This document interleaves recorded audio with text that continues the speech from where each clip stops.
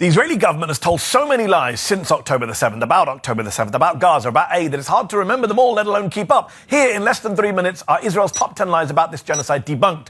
Start the clock. Lie number one, the Israelis said again and again, including Netanyahu himself to the Nilp boys, that Hamas was stealing the aid going into Gaza. But turns out, according to Israeli military officials, they never actually found any proof of that. No systematic theft. A study by the US government found no evidence either. Lie number two, they said this war was about the hostages, about getting them home, and it would stop the moment Hamas released all the hostages. And yet the Israeli hostage families say they were told that Hamas offered on October 9th or 10th to release all the civilian hostages in exchange for the IDF not entering the Strip, but the Israeli government rejected the offer. Oh, and Israeli ministers themselves keep saying again and again that the hostages are not their priority. Lie number three, beheaded babies, 40 beheaded babies. Even President Biden said he'd seen pictures of beheaded babies, but he couldn't have because there were no pictures, because there were no beheaded babies on October the 7th, nor were their babies put in ovens or hung on clotheslines. They were all lies. Even the Israeli press says so. You know which babies have been beheaded since October the 7th? Palestinian babies in Gaza from Israeli bombs. Lie number four, there was systematic mass rape by Hamas on October the 7th. Now, no one's saying there wasn't any sexual or gender-based violence on October the 7th, but mass rape as a weapon of war, well, the Times of London, a pro-Israel, Murdoch-owned right-wing newspaper, did a deep dive last year. Quote, Israel says Hamas has weaponized rape, but investigators say the evidence does not stand up to scrutiny. The UN Commission of Inquiry said last year that it had not been able to independently verify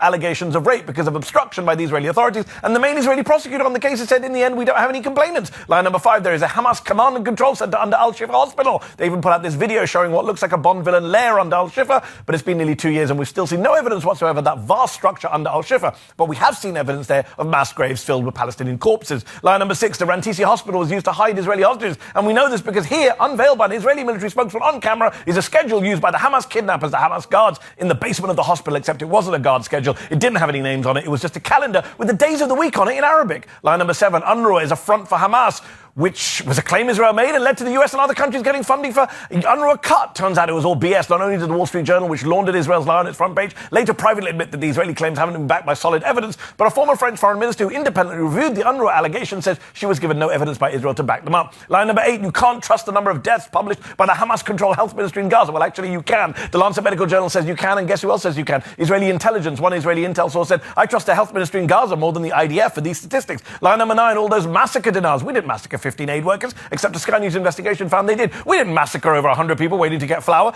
except a CNN investigation found they did. You simply can't believe their denials. Line number 10, we don't use human shields. Hamas uses human shields. Well, Hamas hides under civilian areas, yes, but it's Israeli troops who literally strap Palestinians to the front of their vehicles. In fact, several Palestinians and soldiers told the AP that Israeli troops are systematically forcing Palestinians to act as human shields in Gaza. So there you have it, Israeli lie after Israeli lie, debunked in less than 3 minutes.